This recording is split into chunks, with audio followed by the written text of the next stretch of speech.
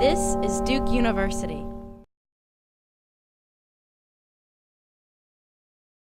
Okay, so I'm going to give a brief overview of some research that I've been working on with Richard Newell over the last 7 or 8 months. It's a project we call Shale Public Finance. Project's been supported by the Alfred P. Sloan Foundation and also by the Energy Initiative. The project came about because we were reading newspaper articles and hearing anecdotes about impacts to local communities associated with unconventional oil and gas development. And we wanted to try to systematically look at what is the financial impact to these local governments that are experiencing this type of new development. So the key research questions are first, what are the fiscal impacts to local governments from new or increased oil and gas development, and how have these impacts varied from region to region? Second, have varying state and local policies provided sufficient funding to manage these impacts? So there's a whole range of different state and local policies that provide revenue sources for local governments to manage these issues, and I'll talk about some of those. Research methods start off with structured interviews with local officials in 8 different states. I should mention that I've done a lot of traveling the last 7, 8 months. I'll show a map of the different places I've been to conduct interviews.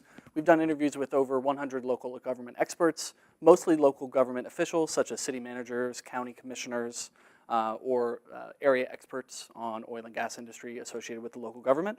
Also a lot of interviews with state government researchers, independent researchers, and local economists, things like that. Let's see. Spent a lot of time looking at state and local financial documents, so sort of digging through county records and getting the right things to look at financial data for these local governments. Spent a lot of time looking at oil and gas tax policies in the relevant states so we can understand the revenue mechanisms by which local governments receive revenue. And the way we decided about which areas to look at, we put some thought into that. We wanted to select locations that varied across several different variables. First, we wanted local governments that had seen substantial growth in oil and gas production. That's pretty obvious. We want to go where the oil and gas is being produced.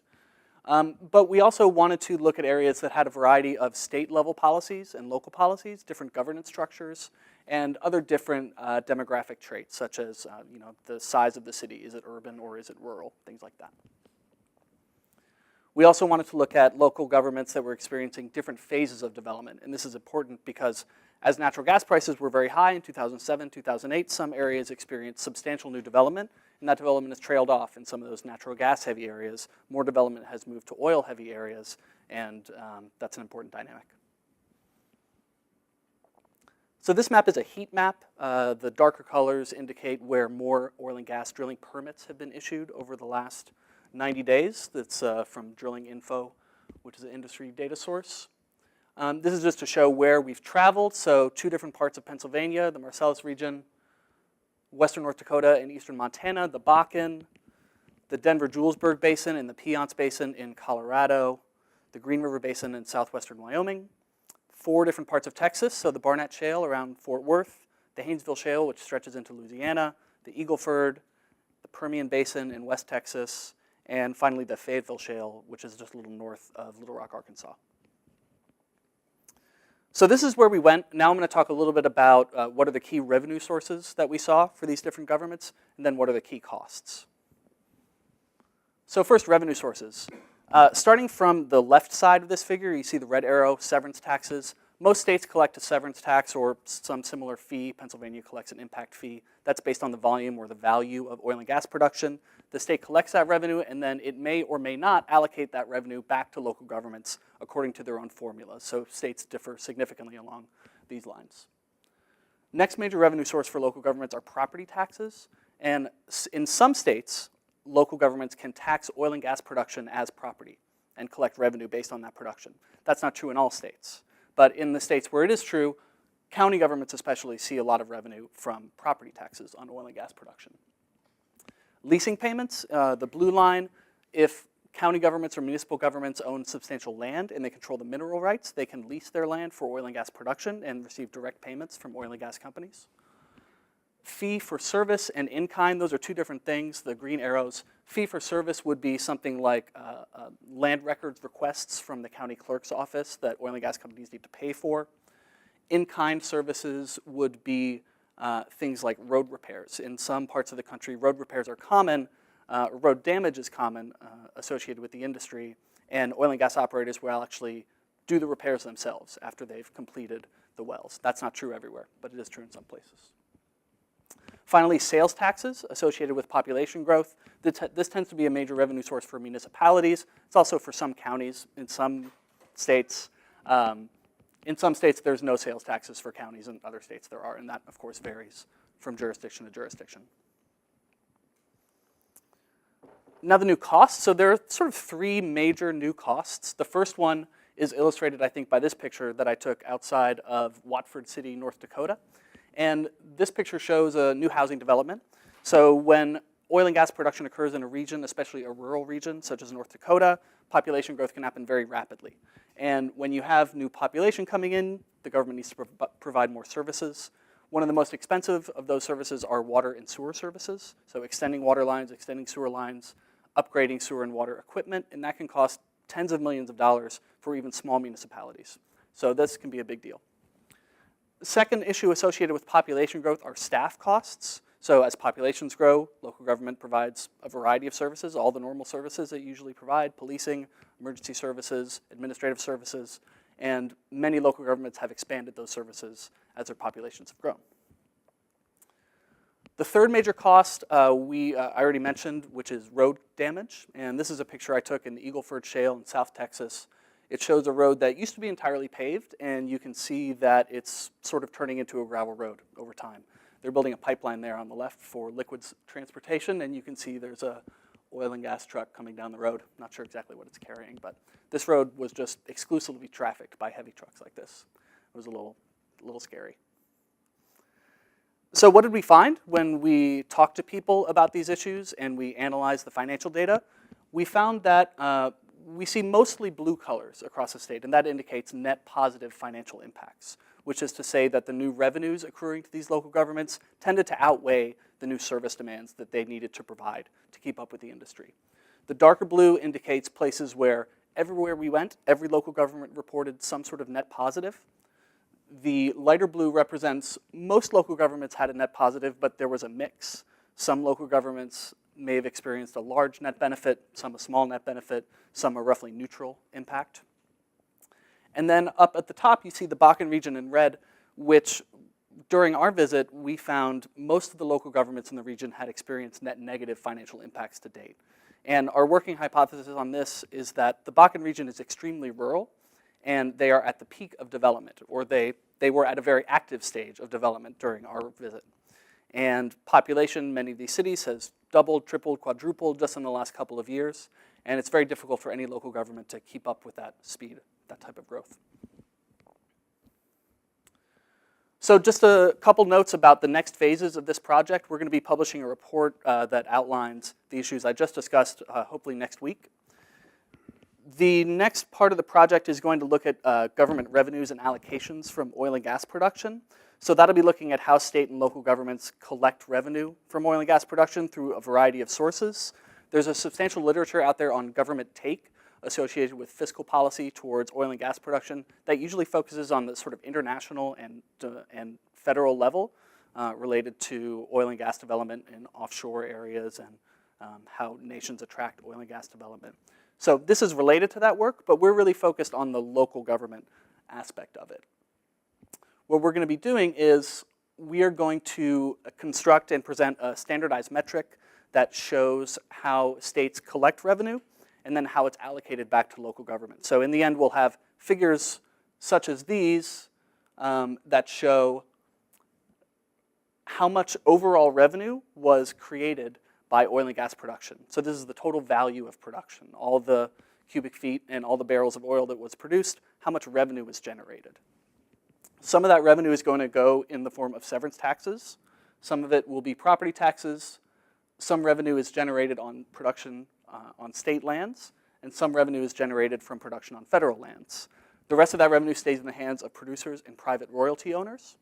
So we'll have figures like this for a variety of states. Then we're going to show of all of the government revenue, which are the gray bars, for all that revenue, how is it allocated to different levels of government.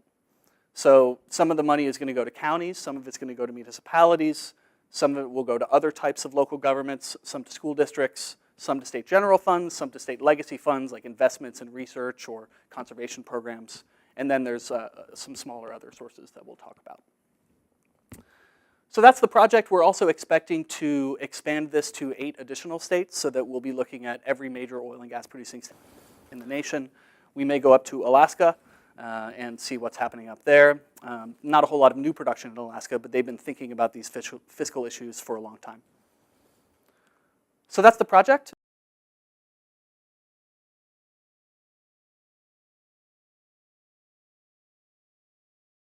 So this work looking at regulation of existing power plants under the Clean Air Act is motivated by the fact that currently, as most people know, the Environmental Protection Agency is promulgating rules to regulate existing sources, particularly power plants right now, existing sources of carbon dioxide emissions. And there are a lot of really interesting questions about how these rules are going to be designed and implemented in the coming years. But we are very interested in a very specific question, and I'll speak for myself because I don't know if the motivation holds for everyone. But for me, I look at this and I think, oh, this is not going to work in the long term. The Clean Air Act was not well designed to do this.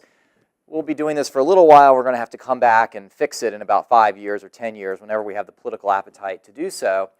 And so the question that I was very interested in asking, and I think everybody else was too, was how much does the stuff that we might do now under the Clean Air Act, how much does that influence the platform on which future legislation or regulation will sit when it comes to pass? And there are a lot of different ways you could think about this. I mean, you could think about it in terms of the legal basis and the fact that you have all these existing regulations out there, and what do you do with all that?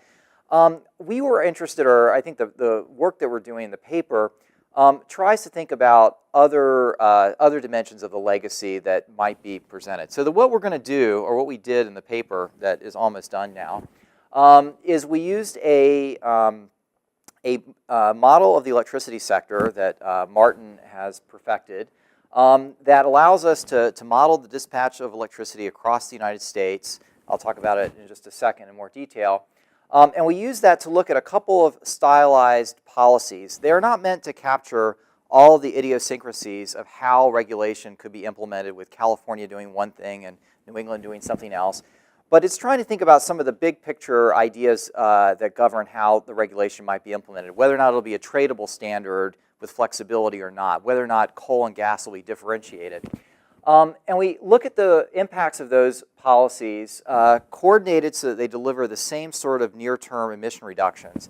And then we look at some key outcomes that we think have important consequences for the legacy of this regulation for future action in this area.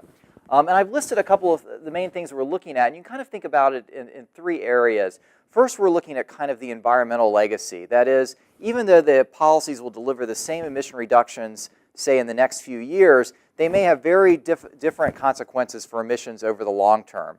And that may have important consequences in terms of how quickly we need to revisit the regulation, as well as how much political pressure there may be to do something else in a few years.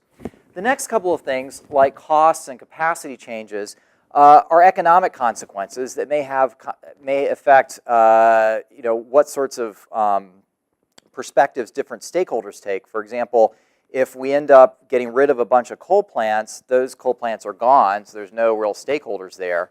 If we retrofit a bunch of coal plants to make them more efficient, then there are a bunch of people who've just invested a lot in those coal plants who may not want to see them go away. So these cost and capacity changes are going to be things that really have economic legacy consequences. And then the last things like uses of coal and natural gas, or changes in electricity prices and regional distribution, those are going to have important political consequences that may affect who supports policy. If there are people who are seeing higher electricity prices, they may not be really excited about further regulation. So we're going to use this model to look at these different outcomes. Let me say a quick word about the model. Martin could answer lots of questions about it, but basically it is a very detailed model of electricity dispatch in the United States. It has 14 different regions of the model, electricity balances in 3 different seasons and 4 times of day. It runs over the next 50 to 70 years, although we just really focus on the first 50 years. It optimizes investment as well as dispatch within each time period. So what we're going to do is we're going to use this model to look at 4 different policies that are all designed to deliver exactly the same emission reductions over the next 5 years. We're going to take a carbon tax fixed at $9 a ton, which is what we decide we need in order to get a 5% reduction. We're going to look at a single tradable performance standard, which basically says everybody has to either emit at, oh, actually I skipped one. Let me say that the non-tradable is actually the easiest thing. So we do a carbon tax, that's easy, $9, everybody pays it. A non-tradable standard that basically says if you are dirtier than, you emit more than 2,177 pounds of CO2 per megawatt hour, you have to either clean up your smokestack, which means some sort of efficiency improvement, or you have to retire it. So it's a very simple policy. Then we look at the tradable performance standards, which basically says either you have to emit at 1543 pounds per CO2, but if you're better than that, you earn credits, and you can sell those to people who are dirtier than that, and that's the single standard. And then lastly, we look at a differentiated standard, which is the same idea, except that coal and natural gas have different rates that they have to meet that determine whether or not they have to buy additional credits or whether they earn additional credits. So coal plants that are cleaner than 2,095 pounds per megawatt hour will earn credits they can sell, but you have to be cleaner than 857 pounds of CO2 per megawatt hour in order to earn credits for natural gas. So those are the 4 policies we look at. And what I'm going to do now in the 8.5 minutes is kind of walk through the results and try to summarize what our conclusions are at this point. So the first thing I mentioned was emissions and what kind of legacy they have. So here you see the trajectory of emissions over the next 40 years for these, or 35 years, for these 4 policies and the business as usual, or reference case, which is the high one, the blue dotted line. And a couple of things you see. First of all, a single tradable standard, well, one thing you see is everybody gets the same average reductions over 2016 to 2020. Everybody's going down 5%. So that's good. At least the models are doing what they're supposed to be doing. The second thing you see is that the green line, which is the single standard, eventually goes back to the reference case. And that's because in the baseline, there's already a large improvement in the emission rate of power plants because there's much more natural gas being built and the sector is basically getting cleaner. So over time, fixing the standard at 1,500 and something pounds per megawatt hour eventually has absolutely no consequence. So that's the green line. The purple line, which is the differentiated standard, does slightly better over the long term in terms of reducing emissions because even though things are getting cleaner, the natural gas plants have to meet a tighter standard, so that ratchets it down a little bit. The carbon tax, which is the red line, has more effect because $9 a ton is always $9 a ton, and it always encourages mitigation. The interesting result to me is this, the blue line, or the light blue line, which is the non-tradable standard. Basically, you have to get rid of a bunch of coal in the first 5 years in order to meet the standard, but that coal is gone forever. And so you have a permanent reduction in emissions because those coal plants never come back. Next, let's look at costs. So here are the costs over the first 5 years of the program to meet the policies we just looked at a second ago. And these costs are expressed as a fraction of the total costs in the power sector to generate electricity, again, over 2016 to 2020. And what we see is that the carbon tax is a very high cost if you think about all the payments for the emitted carbon.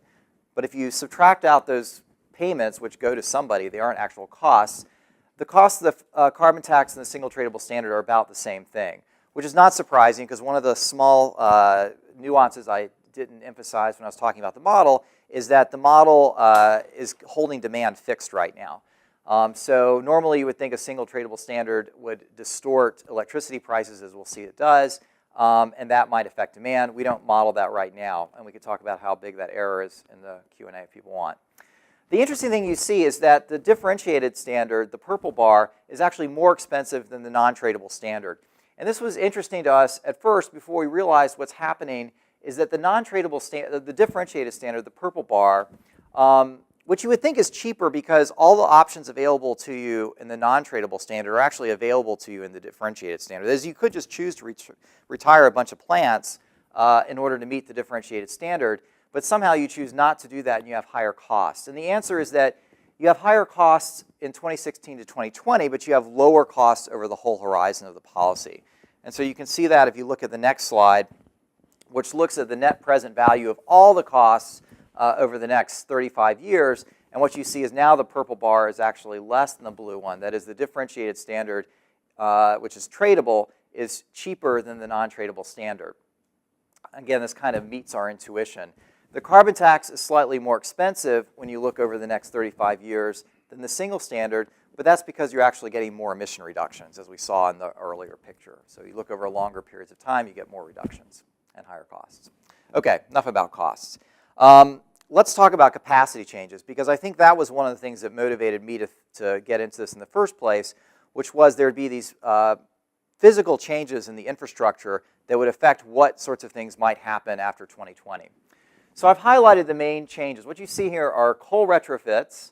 That is how much coal capacity is people invest in to improve the efficiency of those coal plants.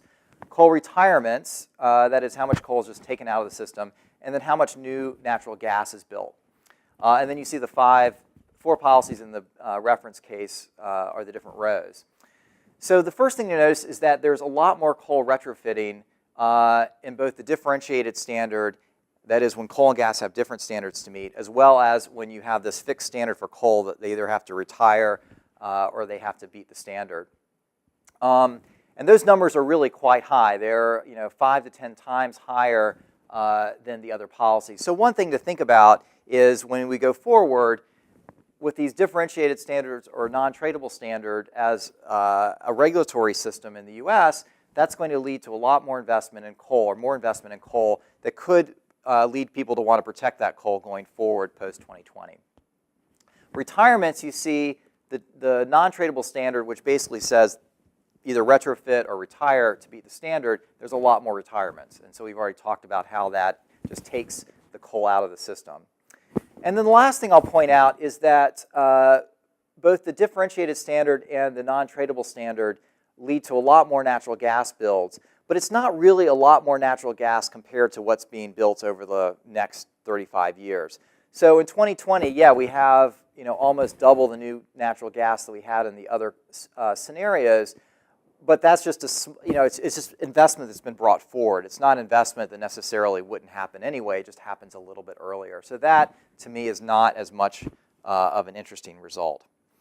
I'll just highlight that if you're looking at the distributional consequences of these policies, the coal-fired power generation, presumably the reason you want to differentiate your standard between coal and natural gas is because you don't want to hit coal quite as hard as it would hit if you treated it all the same. So the purple line shows you that's exactly what happens. There's not as much of a dip in coal-fired power generation under the differentiated standard, which is the purple line, as there are under the different policies. What that means is that the coal fleet has to actually be more efficient. If I had a graph of the efficiency, you would see that. But this does actually achieve a distributional adjustment towards coal generation that you would think it ought to.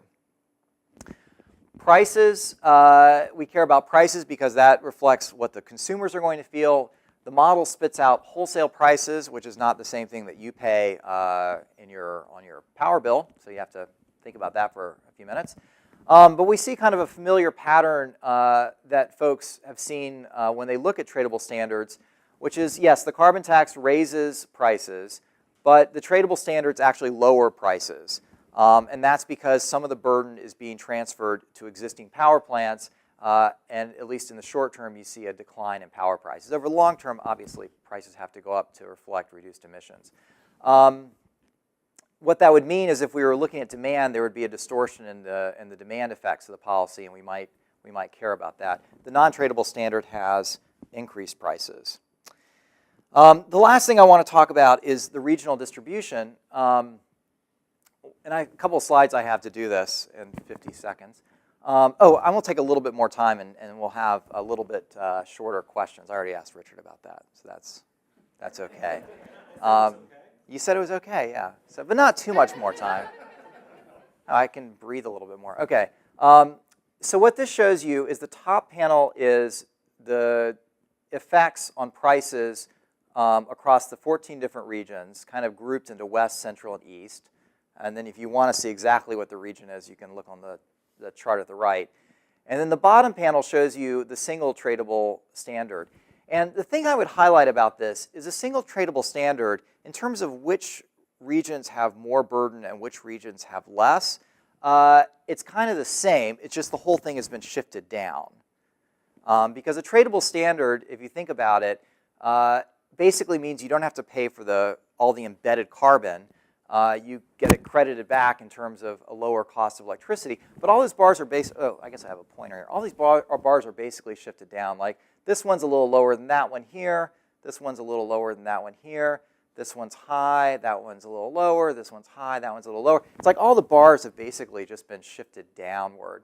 So there's not really, the distribution, relatively speaking, across the regions is very similar. It's just everything is now negative prices instead of positive prices.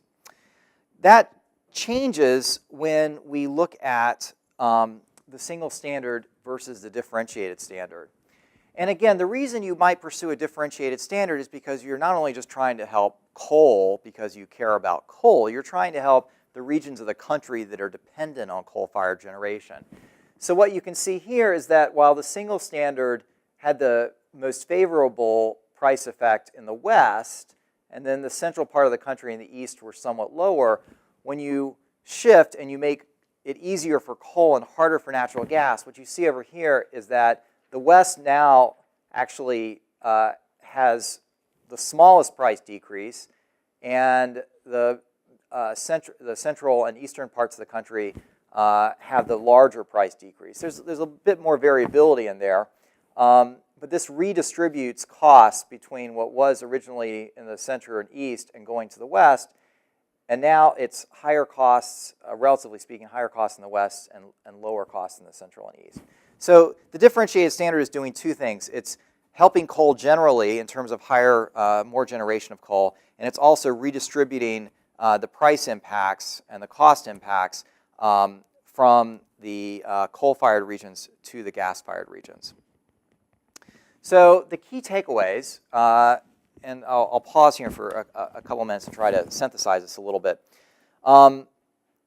So the first thing is that the non-tradable standard, because it's forcing a bunch of coal plants to retire, first of all, has the largest emissions consequence. So what does that mean? Well, that means when you get to 2020, you're going to have baked into the system already larger emission reductions. So maybe there won't be quite as much pressure to actually do something else because you'll see the consequences stretching out into the future. It also means that those constituents for those old, dirtier coal plants are no longer there because they've already been taken out of the system. And then I put in parentheses there that, kind of the flip side of that is if you had a single standard, which in many ways does the least amount of distortion, you also have the least environmental consequence going forward, and you may have the most pressure to actually do something different in 2020, or at least that's the way I would tend to think about it. The second thing I would notice is that while the non-tradable standard leads to all this retirement, the differentiated standard in particular leads to all this retrofitting. So if you decided to differentiate the standards because you were concerned about distributional consequences, you would be looking at all of this cleaned up coal capacity in 2020, and I guess the question I would ask is how much does that create an embedded resistance to basically trying to get rid of that coal after 2020? That is, if all these companies have invested in retrofitting the coal plants, is it going to be easy to tighten the standard in 2020, or is it going to be harder? And that's one of the questions I think that gets teed up by that. The third bullet is that the tradable standard, as we've mentioned, that's ticking down how much time total is left, right? Got it. Okay, so which you can say I'm very close to the end here. So the tradable standard, in some sense, has the least legacy, and you might think it would be the best thing to do if we didn't want to upset people, because it obviously doesn't raise prices as much. But the problem is that does have a lot of distributional consequences. And if you said, okay, so we're going to do the tradable standard, but we're going to differentiate it to help deal with some of the distributional consequences, that's when you begin to run into some of these problems, that you may end up dealing with the distributional consequence, helping the coal plants, helping the coal-fired regions of the country, but at the same time you'd end up getting all this retrofitted coal. So, we walk away from this, I think, with these kind of conclusions that the undistorted legacy, in some sense, the single standard probably has the least long-term consequence. For the environment, the non-tradable standard has the, in some sense, the best consequence because it just takes the coal out of the system. And then finally, the differentiated standard is probably the best policy in terms of dealing with some of the nearer-term political issues you might have, but then it has some of these other negative consequences in terms of creating a lot of cleaned up coal that may be around for a while. So that's kind of where we are with this. We're just finishing up the paper right now, so we'd welcome comments on it.